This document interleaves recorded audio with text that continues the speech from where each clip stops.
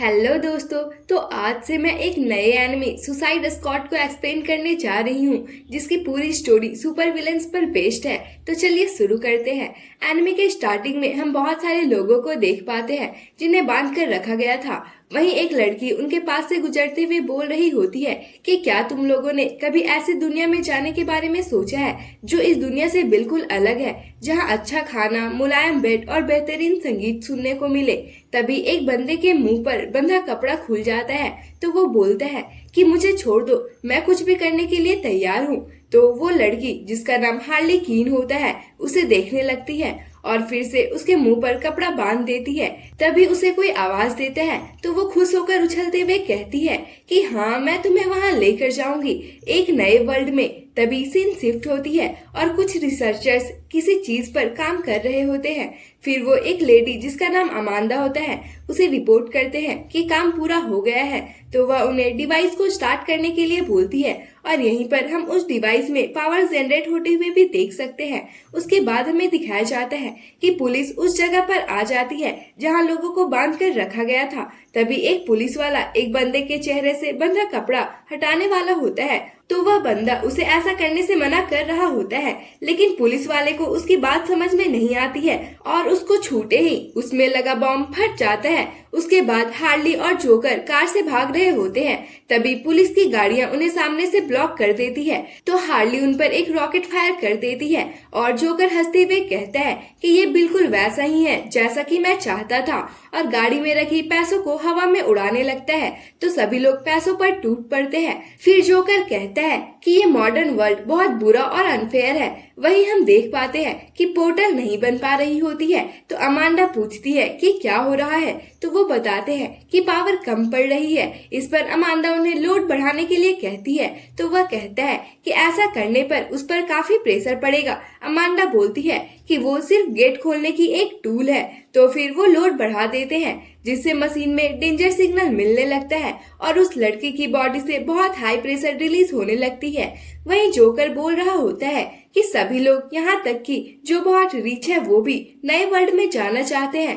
तभी उसके पीछे फिर से पुलिस आ जाती है, तो हार्ली उन्हें बॉम्ब से उड़ा देती है। आगे जोकर कहता है कि तुम्हें पता है कि वो वहाँ क्यों जाना चाहते हैं, क्योंकि वो अंदर से चिल्ला रहे हैं कि ये मैं नहीं हूँ। हार्ली कहती है कि वो लोग तो सच में बहुत बेवकूफ हैं। जोकर कहता है हाँ, लेकिन वो कभी भी इसके लिए कदम आगे नहीं बढ़ाते हैं और इसलिए हम इस दुनिया को बदलने जा रहे हैं। तभी हार्ली उसे गाड़ी रोकने के लिए कहती है, तो वो भी गाड़ी रोक देता है। हार्ली कहती है चलो, उससे पहले हम थोड़ा ड्रिंक एंजॉय करते हैं। वर्ल्ड को चेंज करना एक टफ जॉब है। और फिर उसे थोड़ी देर वेट करने के लिए बोलकर अंदर जाने लगती है। तभी जोकर उसे रोककर कहता है तुम इस दुनिया की बेस्ट वुमेन हो। तो हार्ली कहती है हाँ, क्योंकि मैं तुम्हारी वुमेन हूँ। फिर वो गेट के अंदर आते ही पैसे फेंककर हेलो बोलती है, लेकिन कोई भी उसकी तरफ ध्यान नहीं देता है। फिर वह एक स्वीट ड्रिंक ऑर्डर करते हुए पूछती है कि केजे कहाँ है, क्या वह आज छुट्टी पर है। तो वह कहता है कि हाँ, उसे थोड़ी कोल्ड हो गई है। तो हार्ली उसके कान में धीरे से कहती है लेकिन यहाँ तो कोई केजे काम ही नहीं करता है। तो वो बंदा हार्ली पर अटैक करने ही वाला होता है। उससे पहले ही उसके सर पर वह बोतल से मारकर जोकर को अंदर आने से मना करती है। वहीं उस पोर्टल से एनर्जी रिलीज होना स्टार्ट हो जाती है। तो फिर वो डॉक्टर कहता है कि हमें इसे रोकना होगा, लेकिन अमांडा ऐसा करने से मना करती है। वहीं हार्ली उन पुलिस वालों से लड़ रही होती है। तभी जोकर पर भी एक पुलिस वाला फायरिंग शुरू कर देता है, तो वह उसे अपनी गाड़ी से ही कुचल देता है। लेकिन तभी पुलिस वाले तोप से उस पर हमला कर देते हैं और जोकर को वहां से भागना पड़ता है। यहाँ हार्ली भी पुलिस वालों को खत्म करके एक बिल्डिंग पे चढ़कर जोकर से कांटेक्ट करती है। तभी एक समुराई लड़की अपने स्वॉर्ड से उस पर अटैक कर देती है, लेकिन हार्ली उसके अटैक से बच जाती है। फिर उन दोनों में लड़ाई शुरू हो जाती है और थोड़ी ही देर में समुराई हार्ली के वेपन को गिरा देती है और उसे पकड़ लेती है। तो हार्ली उसका ध्यान भटकाने के लिए बोलती है कि तुम्हारा स्वॉर्ड कितना प्रीटी है और उससे दूर हो जाती है। तो समुराई उस पर लगातार स्वॉर्ड चलाने लगती है, लेकिन हार्ली उसके अटैक से आराम से बच रही होती है और फिर सीढ़ी से ऊपर चढ़कर एक पाइप को तोड़कर उससे लड़ने लगती है। दोनों एक दूसरे को बराबर की टक्कर दे रहे होते हैं। तभी हार्ली उस पाइप को फेंककर उससे ऐसे ही लड़ने लगती है, लेकिन तभी समुराई फिर से उस पर अपनी स्वॉर्ड कर लेती है और अगले ही पल वह हटा लेती है। तभी हार्ली उठकर भागने ही वाली होती है, लेकिन समुराई उसके पेट में मारकर उसे बेहोश कर देती है और फिर उसे पुलिस को सौंप देती है। पुलिस वाला कहता है कि जोकर भाग गया, तो हार्ली कहती है कि वो तुम लोगों के हाथ कभी नहीं आएगा। सीन शिफ्ट होता है और पोर्टल हाई एनर्जी रिलीज करने के बाद बिल्कुल शांत हो जाता है। तो अमांडा कहती है कि हमने फाइनली न्यू वर्ल्ड का डोर ओपन कर लिया है। उसके बाद 6 महीने बीत जाते हैं और आर्गस यानी advance research group uniting super humans agency का सीन दिखाया जाता है। एक डॉक्टर अमांडा से कह रहा होता है कि हम ऐसा नहीं कर सकते हैं, ये सभी सुपर विलन्स है और अगर कुछ भी गलत होता है तो मुझे भुगतना होगा। अमांडा कहती है कि हमें ऑलरेडी परमिशन मिल चुकी है, क्या तुम मेरे अगेंस्ट जाना चाहोगे। उसके बाद वो गेट ओपन करते हैं जहां हार्ली कार्टून देख रही होती है। तो अमांडा टीवी बंद करके बोलती है कि तुम्हें मेरे लिए एक काम करना होगा। हार्ली कहती है कि तुम कौन हो, मेरी मॉम बनने की कोशिश मत करो, और अगले ही पल वो हथकड़ी पहनाकर उसे ले जाने लगते हैं। तभी वो डॉक्टर उसे रोककर कहता है कि मैंने तुम्हारी बहुत अच्छी केयर की है ना। लेकिन वो कुछ भी नहीं बोलती है। तो वो डॉक्टर उसका मुंह पकड़कर कहता है कि मैंने तुम्हें बेस्ट ट्रीटमेंट देने की कोशिश की है, कम से कम मैं एक थैंक यू तो डिजर्व करता ही हूँ। तो हार्ली उसके पैरों के बीच में मार देती है, तो वो लोग उसे इलेक्ट्रिक शॉक देकर बेहोश कर देते हैं। और उसके बाद हम हार्ली को एक डिवाइस में देख सकते हैं जहां उसको एक सुपर ह्यूमन में चेंज किया जा रहा होता है। उसके बाद हार्ली की आंख कुछ लोगों के बीच में खुलती है, तो वह एक बंदे को देखते हुए कहती है कि क्या अब मुझे उठने के साथ ही तुम्हारा बुरा चेहरा देखना होगा। तो वो बंदा उसे साइको बोलता है। तो वहाँ बैठा एक दूसरा बंदा बोलता है कि एक जेंटलमैन को वुमेन के साथ ऐसा बर्ताव नहीं करना चाहिए। तो वो बंदा बोलता है कि तुम खुद को जेंटलमैन बोल रहे हो, तो तुम्हारा बो टाई कहाँ है। तो दूसरा बंदा बोलता है कि हाँ, हमने सेम आउटफिट पहना है, लेकिन क्या तुम मेरे फेस में कुछ स्पेशल नोटिस नहीं कर रहे हो। तो बाकी दोनों उसे घूरने लगते हैं और वो पहला बंदा बोलता है कि मुझे तो बस 2 आंखें, 2 कान, 1 नाक और 1 मुंह ही दिखाई दे रहा है। हार्ली कहती है तुम सच में हैंडसम हो, लेकिन मेरे टाइप के नहीं हो। फिर वो वहाँ बैठे एक और मेंबर के बारे में कहती है कि उसने अपना चेहरा ढक कर क्यों रखा है। तो वो बंदा बोलता है कि अगर लोग मेरे फेस को देखेंगे तो मुझे मेरे मिशन में परेशानी होगी। तभी पहला बंदा बोलता है कि क्या तुम्हें पता है कि उन्होंने हमें यहाँ क्यों लाया है। तो मास्क वाला बंदा बोलता है हाँ, हम लोग एक मिशन पर है। तभी वहाँ पर एडम आता है। तो वो हैंडसम गाय बोलता है कि अगर हम जल्दी नहीं पहुँचने वाले हैं तो क्या तुम मुझे खोल सकते हो। एडम कहता है कि हम कुछ टाइम पहले ही पहुँच चुके हैं। तभी अमांडा एक स्क्रीन के थ्रू बताती है कि तुम 5 एक मिशन पर साथ काम करोगे और एडम तुम्हें लीड करेगा। तुम लोगों को एक बहुत ही सिंपल मिशन पूरा करना है, जिसमें तुम्हें ब्रीज की सीरीज बनाकर उसे प्रोटेक्ट करना है ताकि हम उस जगह के चीजों पर रिसर्च कर सके। तभी पहला बंदा बोलता है कि मुझे ये सिंपल तो बिल्कुल भी नहीं लग रहा है, और हाँ, हम तुम्हारे लिए काम क्यों करेंगे। तो अमांडा कहती है क्योंकि तुम्हारे गर्दन में बॉम्ब लगाया गया है और मैं उसे किसी भी टाइम ट्रिगर दबाकर एक्सप्लोड कर सकती हूँ। यह सुनकर सभी हैरान हो जाते हैं। आगे वह कहती है कि इतना ही नहीं बल्कि इसमें काउंटडाउन भी लगा है, जिसे अगर हमारे द्वारा भेजी गई रेडियो सिग्नल नहीं मिलती है तो यह 72 आवर्स में ही ब्लास्ट हो जाएगी, और इसलिए अगर तुम ऑर्डर्स फॉलो नहीं करते हो तो तुम मर भी सकते हो। तो वो पहला बंदा बोलता है कि क्या हम ये जानने के बाद भी तुम्हारे कुत्ते बने रहेंगे कि हमारी जान तुम्हारे हाथों में है। तो अमांडा कहती है मैंने सुना है कि तुम्हारी एक बेटी भी है। इतना सुनते ही वह गाली देते हुए उसे कहता है कि अगर तुमने उसे टच भी किया तो तुम मारी जाओगी, और इस तरह उन्हें उनकी बात माननी ही पड़ती है। फिर एडम उनकी हथकड़ी को खोलते हुए कहता है कि उस बॉम्ब को याद रखना। तो हार्ली कहती है क्या हो अगर मैं तुमसे चिपक जाऊं, क्या तब भी वो बॉम्ब को उड़ा देंगे। जिसे सुनकर वह घबरा जाता है। तो हार्ली कहती है मैं बस मजाक कर रही हूँ। फिर वो हैंडसम गाय कहता है कि उसने कहा था कि हम 5 लोग होंगे, तो 5th पर्सन कहाँ है। एडम कुछ बोल ही रहा होता है। तभी प्लेन में डेंजर सायरन बजने लगता है। तो वह जाकर चेक करता है तो दोनों पायलट्स मरे हुए थे। तभी प्लेन तेजी से गिरते हुए क्रैश हो जाती है। हार्ली जाकर देखती है कि एडम भी इस एक्सीडेंट में मारा गया है। फिर वो वहाँ रखी ब्लेड से अपना हाथ खोल लेती है और गेट खोलकर बाहर निकलती है।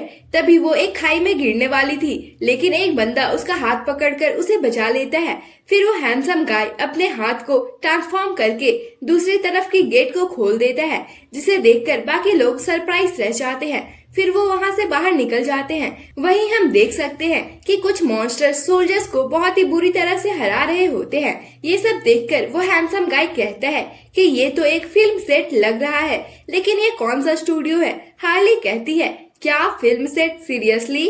फिर वो मास्क मैन से पूछती है कि क्या ये हमारे पीस मिशन का ही पार्ट है, तो वो कहता है हाँ। तभी उन्हें पिग मॉन्स्टर्स चारों तरफ से घेर लेते हैं। तो वो हैंडसम गाय कहता है कि तुम देख सकते हो हम आउटसाइडर्स हैं, तो तुम्हारा प्रोड्यूसर कहाँ है? तो एक मॉन्स्टर उस पर अटैक कर देता है, जिससे हार्ली के गाल में कट लग जाता है। ये सब देखकर उन्हें समझ आ जाता है कि ये कोई ड्रीम या मूवी सेट नहीं है, बल्कि रियलिटी है। तभी हार्ली हंसते हुए कहती है कि मुझे इस जगह और तुम लोगों के बारे में कुछ भी नहीं पता है, लेकिन मुझे इतना समझ आ गया है कि तुम हमारे साइड पर बिल्कुल भी नहीं हो। तभी प्लेन को तोड़ते हुए उनका 5th मेंबर शार्क किंग निकलता है और पिग मॉन्स्टर्स को खाने लगता है। और यहाँ हमें सभी सुपर विलेन से इंट्रोड्यूस कराया जाता है, जिसमें पहला एक शार्क के फॉर्म में मेटा ह्यूमन है, जिसका IQ एक किंडरगार्टनर का है। उसके बाद हार्ली क्वीन, जो कि बहुत ही शरारती है और एक साइकेट्रिस्ट रह चुकी है। देन हमारा मास्क मैन यानी पीस मेकर, जो शांति लाने के लिए किसी भी हद तक जा सकता है। और फिर क्ले फेस, जो कि क्ले से बना है और अपना शेप चेंज कर सकता है। एंड इसे हम आगे क्ले मैन बोलने वाले हैं। तभी उनका आखिरी बंदा बोलता है कि इस फाइट का कोई मतलब नहीं है, उनका बॉस कहाँ है। तभी पीस मेकर फिंगर पॉइंट करते हुए पिग किंग को दिखाता है, तो वह पिग किंग पर एम लगाने लगता है। लेकिन तभी एक दूसरा पिग उसके सामने आ जाता है, तो वह प्लेन के ऊपर चढ़ जाता है और हमें उसके बारे में पता चलता है कि वो डेडशॉट है, जो कि एक प्रोफेशनल किलर है, जिसका टारगेट कभी भी नहीं छूटता है। उसके बाद वह एक ही गोली से पिग किंग को मार देता है, जिससे बाकी पिग्स भी भाग जाते हैं। तो हार्ली कहती है कि ये क्या हो रहा था। तो डेडशॉट शार्क किंग को दिखाते हुए कहता है कि उन्हें छोड़ो, लेकिन मुझे लगता है कि वो हमारी साइड पर है। तो क्लेमैन बोलता है कि उसने 5% बोला था, क्या हम उसे इंसानों में गिन सकते हैं? तभी वहाँ कुछ सोल्जर्स आ जाते हैं और उनका कमांडर अपनी तलवार निकाल लेता है। तो डेडशॉट उसके हाथ में एक बुलेट शूट करके उसकी तलवार को गिराकर कहता है कि क्या तुम हमारी लैंग्वेज बोल सकते हो? तभी कमांडर अपने मैजिक से स्वॉर्ड को उठा लेता है, जिसे देखकर हार्ली कहती है कि ये कोई ट्रिक है या फिर मैजिक। तो क्लेमैन कहता है कि मुझे समझ आ गया है कि क्या करना है। फिर वह आगे बढ़ते हुए कहता है कि आपको डराने के लिए हमें माफ कर दे, मेरी लाइफ काफी बोरिंग हो रही थी, तो गॉड को पता था कि कैसे एंटरटेन किया जाए। उन्होंने मुझे कितनी अच्छी ब्लेसिंग दी है। हार्ली कहती है कि तुम किस चीज के बारे में बात कर रहे हो?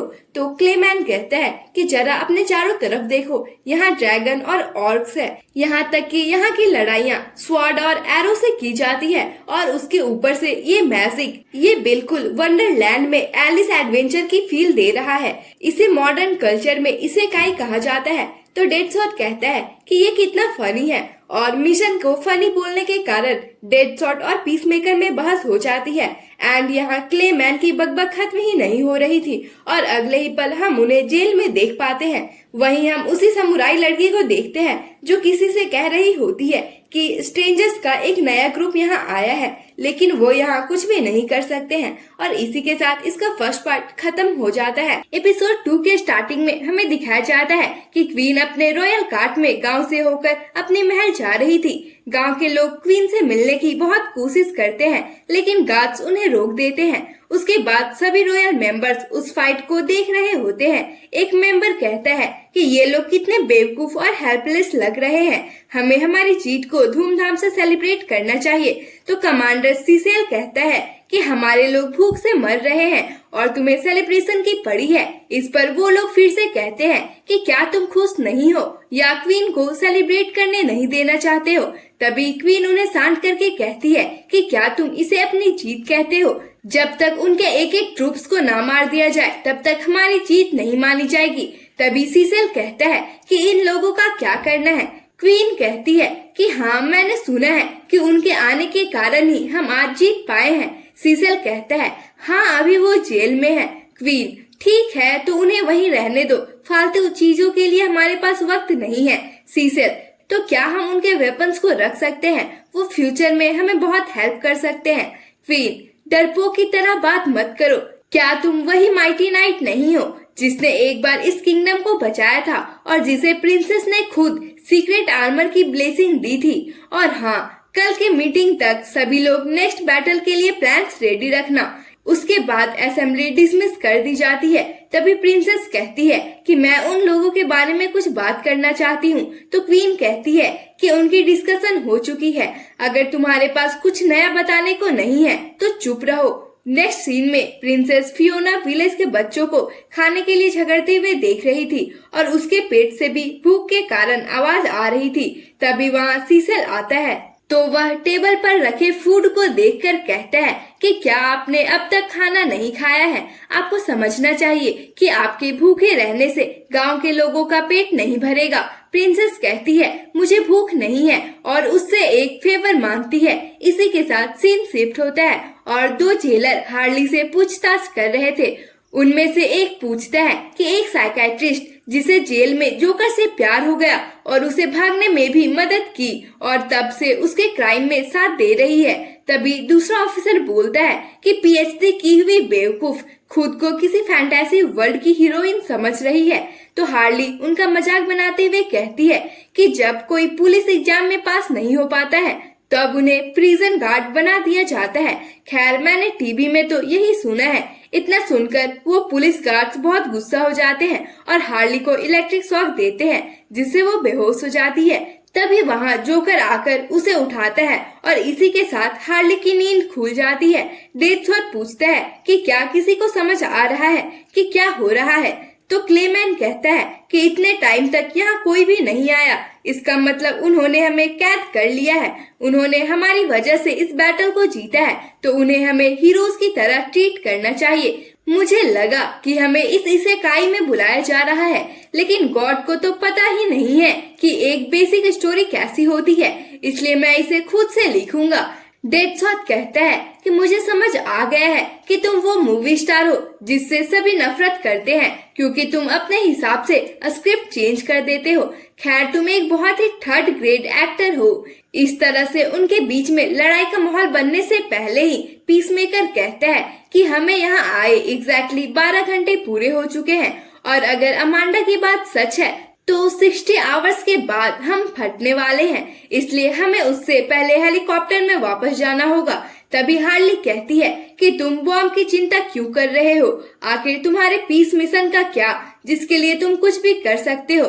तो पीसमेकर कहता है कि मैं सिर्फ लेडी लिबर्टी के लिए काम करता हूँ, लेकिन अमांडा ने जो कहा है अगर मुझे वो करना पड़ेगा तो मैं उसके लिए भी तैयार हूँ। तभी क्लेमैन कहता है कि मैं यहाँ रुकना नहीं चाहता हूँ और खुद को ट्रांसफॉर्म करके बाहर निकलकर बोलता है कि इम्पोर्टेंट रोल निभाने के लिए तुम लोगों का धन्यवाद। एक हीरो को अपने साथियों को पीछे छोड़ने के लिए मजबूर किया जा रहा है और वो उनके सैक्रिफाइस से और स्ट्रॉन्ग बनेगा।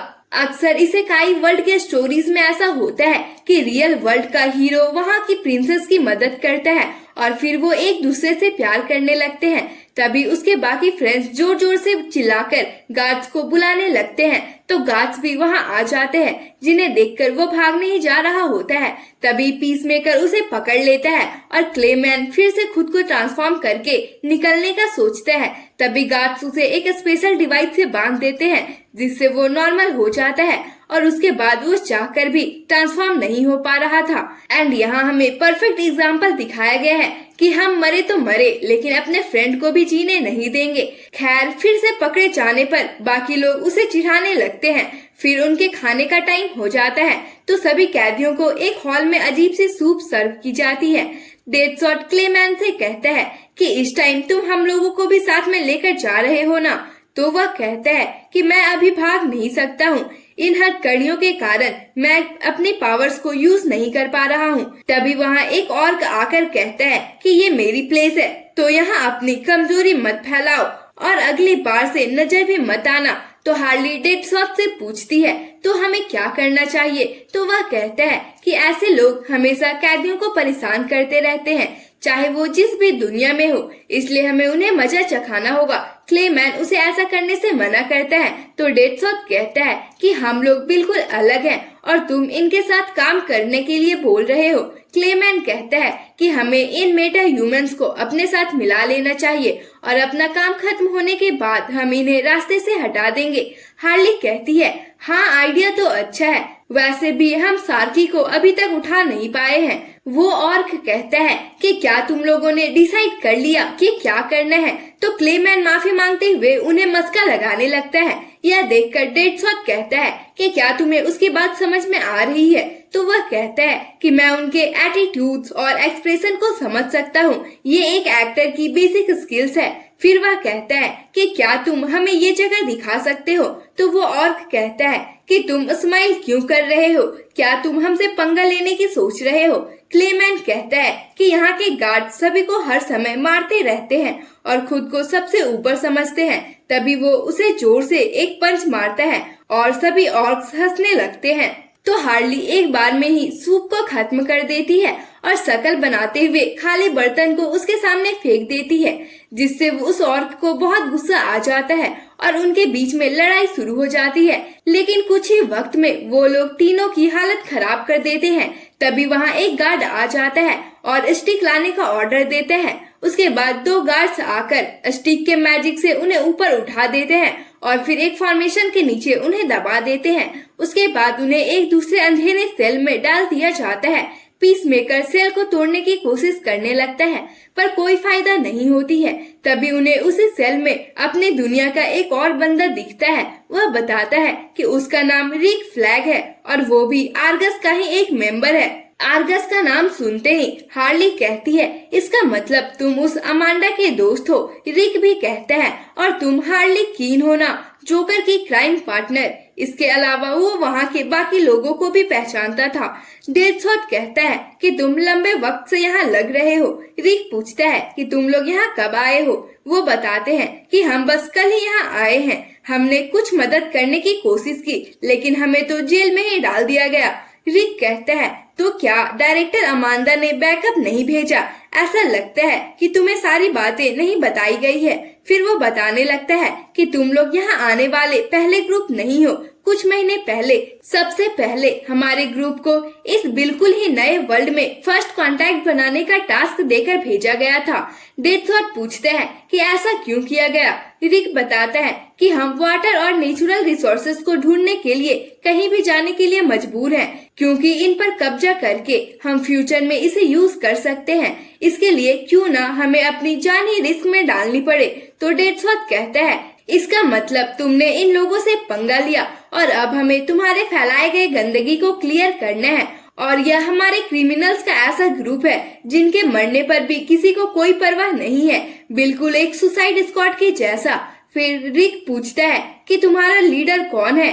क्या तुम्हें कटाना लीड कर रहा है? हार्ली मना करते हुए कहती है कि उसका नाम एडम है, लेकिन वो हेलीकॉप्टर क्रैश होने के कारण मारा गया। आगे रिक पूछता है कि तुम्हारे गर्दन में लगे बॉम्ब्स का क्या? उन्होंने तुम्हें इसके बारे में तो बताया ही होगा। तो पीसमेकर कहता है कि हमारे पास अभी 58 आवर्स 29 मिनट्स और 21 सेकेंड्स बचे हुए हैं। हमें अपने टाइम को रीसेट करना है। इसका डिवाइस कहाँ है? रिक कहता है कि तुम किस बारे में बात कर रहे हो? तो पीसमेकर कहता है कि हमारे सामने अनजान बनने की कोशिश मत करो। डेडशॉट कहता है, अच्छा तो तुम कुछ भी नहीं जानते। उसने कुछ रेडियो सिग्नल्स की बात की थी। आगे रिक कहता है कि शायद हमें एक ही गोल दी गई है। मैं तुम्हें यहाँ से भागने में मदद कर सकता हूँ। उसके बाद हेलीकॉप्टर से हम भाग सकते हैं। हार्ली बताती है कि वह डिस्ट्रॉय हो चुका है। रिक बताता है कि सिग्नल जरूर गेट के पास से आ रहा होगा। बस वही एक रास्ता है जिससे हम अपने दुनिया के रेडियो सिग्नल्स को रिसीव कर सकते हैं। मैं तुम्हें वहां तक जाने के लिए गाइड कर सकता हूँ, क्योंकि हम सभी एक ही गेट से यहाँ आए हैं। हार्ली कहती है कि हम तुम्हें ये जानते हुए भी दोस्त कैसे बना ले कि तुम्हारे लोगों ने हमारे अंदर बॉम्ब फिट करके हमें यहाँ फेंक दिया है। रिक कहता है, क्या तुम चाहते हो कि 58 आवर्स में तुम्हारे सिर फट जाए? डेडशॉट, मुझे तो लग रहा है कि हमसे ज्यादा तुम्हें यहाँ से निकलने की जल्दी है। तभी सार्की उठ जाता है और वह कहता है कि मैं भूखा हूँ, मुझे ब्लड की स्मेल आ रही है। बाकी मेंबर्स घबरा जाते हैं। रिक पूछता है कि क्या तुम लोग फ्रेंड्स नहीं हो, तुम इसे हैंडल कैसे करते हो। हार्ली कहती है कि कुछ मत पूछो, उन लोगों ने हम सबको बस यहाँ लाकर बंद कर दिया है। सार्की उनकी ओर बढ़ने लगता है। तभी रिक सार्की को उसके नाम नानाऊ से बुलाता है। अपना नाम सुनते ही वह रुक जाता है। फिर रिक बताता है कि नानाऊ इसका रियल नेम है। फिर वह नानाऊ से कहता है कि तुम्हारे जैसे हम भी भूखे हैं और इस गेट की दूसरी तरफ बहुत सारा खाना है, हम वहाँ साथ जा सकते हैं। तो नानाऊ जाता है और उस गेट को तोड़ने लगता है। सभी लोग उसे चीयर करने लगते हैं। एक गार्ड भी उनकी तरफ आने लगता है। तभी नानाऊ गेट को तोड़ देता है। उसके बाद हार्ली अपने स्टिक से उसे मारकर फेंक देती है और यहाँ पहली बार उसे अपने पावर्स फील होती है। क्लेमैन उस गार्ड से चाबी लेकर अपने हाथ खोल लेता है और अपने पावर से क्ले को की शेप में बनाकर सभी अदर्स गेट को भी खोल देता है और शो ऑफ करने लगता है। सभी दूसरे कैदी अपने गेट को खुला देखकर हैरान रह जाते हैं। तभी पीस मेकर सबको भड़काते हुए कहता है कि तुम लोग किस चीज का वेट कर रहे हो, अब हमारी बारी है। क्या तुम लोग डरपोक हो, तुम्हारे लड़ने की ताकत कहाँ गई। वहीं नानाऊ वहाँ पड़े गार्ड को खा जाता है और सभी कैदी भी बाहर भागने लगते हैं। तभी वहाँ 2 गार्ड्स आकर उन्हें फिर से हवा में उठाकर फॉर्मेशन के नीचे दबा देते हैं, लेकिन इस बार वो ऐसा करने में कामयाब नहीं होते हैं और उनकी स्क्वाड गार्ड को धूल चटाने के बाद वहाँ से निकल जाती है। ये देखकर बाकी कैदी भी भागने लगते हैं। रास्ते में आने वाले सभी गार्ड्स को खत्म करते हुए वो आगे बढ़ने लगते हैं और इसमें बाकी कैदी भी उनका साथ दे रहे थे और इस तरह से वहाँ बगावत का माहौल बन जाता है। वहीं कमांडर सीसेल प्रिंसेस फियोना की बात को याद करते हुए वहीं जा रहा था। फियोना ने क्वीन के फैसले के खिलाफ उस ग्रुप से बात करने की इच्छा जताई थी।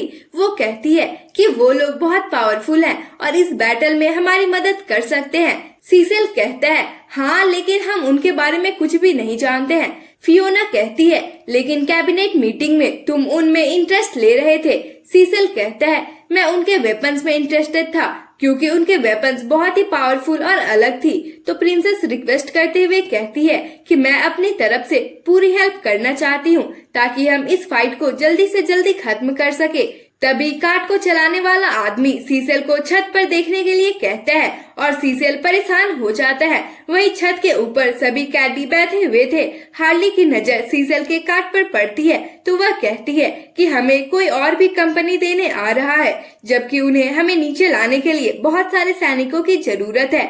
यह सुनकर सभी कैदी हंसने लगते हैं। तभी रिक चिल्लाते हुए कहता है कि हमारे पास इन सब फालतू चीजों में वेस्ट करने के लिए टाइम नहीं है और यहीं पर इस एपिसोड की एंडिंग हो जाती है। तो सुसाइड स्क्वाड के एपिसोड 3 में हमें दिखाया जाता है कि रॉयल नाइट्स और ऑर्क के बीच में फाइट स्टार्ट हो जाती है। दूर से ही इस फाइट को उनकी स्क्वाड भी देख रही थी। हार्ली डेडशॉट से पूछती है कि कौन लोग जीतने वाले हैं, तो डेडशॉट बताता है कि उनकी आर्मी लगभग एक जैसी है, लेकिन उनमें से एक उस फोर्ट पर कब्जा करना चाह रहे हैं। आगे वह कहता है कि जब मैं आर्मी में था तब मुझे बताया जाता था कि सीधे जाकर कभी भी अटैक मत करो। इसी के साथ आगे बढ़ते हुए सैनिकों पर कैस्टल के ऊपर से ऑर्क्स एरो चला देते हैं और धीरे धीरे सभी ऑर्क्स उन पर भारी पड़ने लगते हैं। डेडशॉट पीस मेकर से पूछता है कि हमारे पास कितना टाइम बाकी है, तो वह बताता है कि हमारे पास एग्जैक्टली 30 आवर्स बाकी है। डेडशॉट कहता है कि इतने कम टाइम में हम अपने प्लान के अकॉर्डिंग नहीं चल सकते हैं। उनके पास भी जरूर एक कमांडर है जो उन सभी ऑर्क्स को कंट्रोल कर रहा है। वहीं हमें उनके कमांडर को दिखाया जाता है। वह कहता है बिना दिमाग के लोग, क्या तुम्हें सच में लगता है कि तुम लोग मेरे लवली बीस्ट को हरा सकते हो। और इसी के साथ सीन पिछले दिन पर शिफ्ट होता है जब उन लोगों ने पूरे जेल पर कब्जा कर लिया था। सीसेल आगे बढ़ने की कोशिश करता है, लेकिन तभी पूरी स्क्वाड उसके सामने आकर खड़ी हो जाती है। क्लेमैन कहता है कि ये तो मुझे वही नाइट लग रहा है जिसने हमें पकड़ा था। हार्ली कहती है अच्छा ये तो मुझे बिल्कुल सुपर स्ट्रेस्ड इंश्योरेंस सेल्समैन की तरह लग रहा है। सीसेल कहता है कि तुम लोग हमारे किंगडम का विरोध कर रहे हो, तो डेडशॉट उसका मजाक बनाते हुए कहता है हमें स्ट्रेस देना बंद करो, मैं अपने कीमती बालों को खोना नहीं चाहता हूँ। और वो हंसने लगते हैं। सीसेल गुस्से में अपने स्वॉर्ड से हार्ली पर अटैक कर देता है। तभी नानाऊ उसके सामने आकर उसके स्वॉर्ड को सीधे खा जाता है, लेकिन सीसेल अपने पावर से स्वॉर्ड को वापस बुलाता है। तो वो स्वॉर्ड नानाओ के पेट को फाड़कर वापस सीसेल के पास चला जाता है और नानाओ अपने पावर से उस कट को रिकवर कर लेता है और काफी गुस्से में आ जाता है। तभी रिक वहाँ आकर नानाओ को शांत करता है और क्लेमैन उसके फटे कपड़े को अपने पावर से ढक देता है। डेडशॉट कहता है कि मैं इन्हें छोड़ने वाला नहीं हूँ। तो रिक कहता है कि अगर हम अभी फाइट करते हैं तो हमें यहाँ से गेट तक के सभी नाइट्स के साथ डील करना होगा और हमारे पास उसके लिए टाइम नहीं है, इसलिए अभी मुझे हैंडल करने दो। फिर वह उनकी ही लैंग्वेज में उससे बात करने लगता है, जिसे देखकर हार्ली बहुत खुश हो जाती है। रिक कहता है कि हम फाइट करना नहीं चाहते हैं, इसलिए हमें अपने बॉस के पास लेकर जाओ ताकि हम उनसे बात कर सके। सीसेल कहता है कि इसकी कोई चांस नहीं है, तुम लोग वापस अपने सेल में चले जाओ। रिक कहता है हम बात करना चाह रहे हैं, क्या तुम्हारे गोबर से दिमाग में ये बात समझ में नहीं आ रही है? सीसेल के चेहरे को देखकर वो कहते हैं कि क्या तुम्हें पता भी है कि तुम क्या बात कर रहे हो? ऐसा लग रहा है जैसे वह और भी गुस्सा हो रहा है। तभी सीसेल उन पर अटैक करने के लिए आगे बढ़ता है, लेकिन उसे प्रिंसेस की बात याद आ जाती है कि मैं उनसे बात करना चाहती हूँ और वो शांत होकर स्वॉर्ड को अंदर रख लेता है और उन्हें अपने पीछे आने के लिए कहता है। उसके बाद सीन शिफ्ट होता है और उन लोगों के चेहरे से मास्क को हटाया जाता है। डेडशॉट कैस्टल को देखकर कहता है कि ये मुझे कोई मूवी का सीन लग रहा है। हार्ली कहती है कि ये अब तक का सबसे बुरा स्वागत है। उसके बाद क्वीन और प्रिंसेस वहाँ आ जाते हैं तो प्रिंसेस हार्ली को देखकर हल्की स्माइल देती है। देन क्वीन उन सभी पर कुछ मैजिक परफॉर्म करती है, जिससे उन्हें उनकी लैंग्वेज समझ आने लगती है। फिर रिक आगे आता है और कहता है कि हमें आपसे कुछ अर्जेंट रिक्वेस्ट करनी थी, इसलिए हमने आपसे मिलने के लिए ये सब किया। क्वीन कहती है कि तुम हमारे कैदी हो, तो तुम्हें रिक्वेस्ट करने का अधिकार किसने दिया? तो रिक बात को संभालते हुए कहता है कि हमारे पास कुछ बहुत ही इम्पोर्टेंट इन्फॉर्मेशन है, लेकिन बदले में आपको हमें आजाद करना होगा। आगे वह कहता है कि वार के टाइम पर उनकी आर्मी बहुत ज्यादा स्ट्रांग हो गई थी, क्योंकि उन लोगों ने सारे सीनियर ऑफिसर्स को हमारे वर्ल्ड से आए सोल्जर से रिप्लेस कर दिया है। ये सब सुनकर हार्ली कहती है कि हमसे पहले जिन लोगों को यहाँ लाया गया था वो जरूर लीगल सोल्जर्स नहीं होंगे। वहीं डेडशॉट कहता है इसका मतलब फर्स्ट टाइम तुमने जिस ग्रुप को यहाँ लाया था वो भी जरूर एक सुसाइड स्क्वाड होगी और फिर तुमने उन पर से अपना कंट्रोल खो दिया और अब वो वहाँ मजे कर रहे हैं। तभी क्वीन कहती है कि इसका मतलब वह नया साम्राज्य तुम लोगों के कारण बना है और सभी गार्ड्स अपने स्वॉर्ड निकाल लेते हैं। तो पीसमेकर कहता है कि हम अपनी गलती को सुधारने के लिए तैयार हैं, इसके लिए हम वहां जाएंगे और उनसे लड़कर आपके साम्राज्य में शांति लाएंगे। तभी क्वीन रिक को कैद कर लेती है और कहती है अगर तुम लोगों ने ऐसा नहीं किया तो इसे मार दिया जाएगा। उसके बाद उसे वहां से ले जाया जाता है और हार्ली मजे में उसे बाय बाय करती है। वहीं डेडशॉट कहता है कि अब मैं ये काम तो बिल्कुल भी नहीं करने वाला हूँ। तो रिक कहता है कि मत भूलो कि उस गेट को बस मैं ही जानता हूँ और तुम लोग फटने वाले हो। फिर हार्ली क्वीन से उनका सामान लौटाने के लिए कहती है और अगले ही सीन में वो सभी अपने कॉस्ट्यूम को पहन लेते हैं। तो क्लेमैन पीसमेकर से कहता है कि क्या तुम अब भी ये मास्क पहनने वाले हो? एंड वो फिर से वही बात को रिपीट करता है कि मेरा चेहरा दिखाने से मिशन में प्रॉब्लम हो सकती है और इस तरह से सभी फाइट के लिए रेडी हो जाते हैं। उसके बाद सीन फिर से वहीं आ जाता है जब वो लोग दोनों किंगडम के फाइट को देख रहे थे। क्लेमैन कहता है कि क्या अब हमें जाना चाहिए? तो डेडशॉट कहता है लेकिन कमांडर ने तो हमें इसमें इन्वॉल्व होने से मना किया था। तो क्लेमैन कहता है इसके बावजूद भी हमें उनकी मदद करनी चाहिए, इससे हम उनके बीच अपनी जगह बना सकते हैं। वहीं डेडशॉट उन बीस्ट की फाइटिंग स्किल्स को देखकर कहता है कि वो तो बिल्कुल रियल फाइटर की तरह लड़ रहे हैं। मैं तो सोच रहा हूँ कि उन्हें किस तरह से ट्रेनिंग दी गई होगी। हार्ली कहती है ट्रेनिंग? मुझे तो लगता है कि उनका ब्रेन वॉश किया गया है। उन्हें लड़ने के टाइम पर खुद का पेन भी महसूस नहीं हो रहा है। उसकी बातों को सुनकर डेडशॉट सोच में पड़ जाता है और फिर कहता है कि मुझे उनके कमांडर के बारे में पता है, वो मेरी बात जरूर सुनेगा। हार्ली पूछती है कि क्या वो तुम्हारा फ्रेंड है? तो वह बताता है कि वो मेरे जेल का एक फ्रेंड है और मैंने उसे कई बार हैरेस होने से बचाया है। उसके बाद वो फोर्ट के पास पहुंच जाते हैं। क्लेमैन अपने पावर से वहां की दीवार में रास्ता बनाता है। फिर वह अपने बॉडी के शेप चेंज होने वाले पावर के बारे में बताने लगता है। तो हार्ली भी उस टाइम को याद करती है जब उसने पहली बार अपने पावर को फील किया था। आगे क्लेमैन बताता है कि पहले मैं सिर्फ अपने बॉडी को कंट्रोल कर सकता था, लेकिन अब मैं सभी तरह की क्ले या मिट्टी को कंट्रोल कर सकता हूँ। फिर वो सभी उस किले में घुस जाते हैं और रास्ते में आने वाले सभी बीस्ट को खत्म करके रूफटॉप पर पहुंच जाते हैं। तो उनका कमांडर कहता है कि मुझे लगा था कि मेरे पहरेदारों को कोई पार नहीं कर पाएगा। इस पर डेडशॉट कहता है कि मैं तुमसे लड़ने के लिए नहीं आया हूँ, आखिरकार हम लोग फ्रेंड्स हैं। लेकिन रैट कैचर उसे देखकर और गुस्सा करने लगता है। फिर वो अपने सभी फ्रेंड्स को उससे इंट्रोड्यूस करवाता है और सीन पास्ट में शिफ्ट हो जाती है, जहाँ जेल में रैट कैचर का कोई फ्रेंड नहीं था और वह चूहों को पालता था, जिस कारण से दो बंदे उसे बहुत परेशान कर रहे थे। तो डेडशॉट उन्हें वहाँ से भगा देता है और तब से ही डेडशॉट उसके पीछे ही पड़ जाता है और वो उसका हेयर स्टाइल को भी चेंज कर देता है, जिन सब कारणों से रैट कैचर बहुत ज्यादा परेशान हो जाता है। इसी के साथ सीन फिर से प्रेजेंट टाइम में शिफ्ट हो जाता है। तो डेडशॉट को समझ नहीं आ रहा था कि रैट कैचर उससे इतना गुस्सा क्यों है। वहीं रैट कैचर अपने बीस्ट को उन पर हमला करने का ऑर्डर दे देता है। तो डेडशॉट उससे बात करने की कोशिश करता है, लेकिन तभी उसके बीस्ट उन पर हमला कर देते हैं। दोनों टीम के बीच में लड़ाई शुरू हो जाती है और जल्दी ही वो सभी बीस्ट को हरा देते हैं। तो डेडशॉट एक बार फिर रैट कैचर से बात करने की कोशिश करता है, लेकिन रैट कैचर अपने बीस्ट पर एक स्पेल परफॉर्म करता है, जिससे वो और भी ज्यादा खतरनाक हो जाते हैं। तभी क्लेमैन उन्हें वाटर टैंक्स दिखाते हुए बताता है कि मैं बिना मॉइस्चर के अपने पावर्स को यूज नहीं कर पाऊंगा। तो डेडशॉट उन वाटर टैंक पर फायर करके पानी को गिरा देते हैं। उसके बाद क्लेमैन अपनी पावर्स का यूज करके एक गड्ढा बनाता है और सभी बीस्ट को उनमें गिरा देता है। तभी पीसमेकर रैट कैचर पर फायर कर देता है, लेकिन वही समुराई लड़की आकर उसे बचा लेती है, जिसने सबसे पहले हार्ली को पकड़ा था। और इसी के साथ वो फोर्ट भी तबाह हो जाता है। तो सीसेल उन पर गुस्सा करने लगता है, क्योंकि ये किला उन्हीं का था जिस पर दूसरे लोगों ने कब्जा कर लिया था। तो डेडशॉट उसे किले की रिपेयर और क्लीनिंग कराने के लिए बोलता है और फिर सभी वहाँ से जाने लगते हैं। वही इस फाइटिंग सीन को सभी रॉयल मेंबर्स भी देख रहे होते हैं।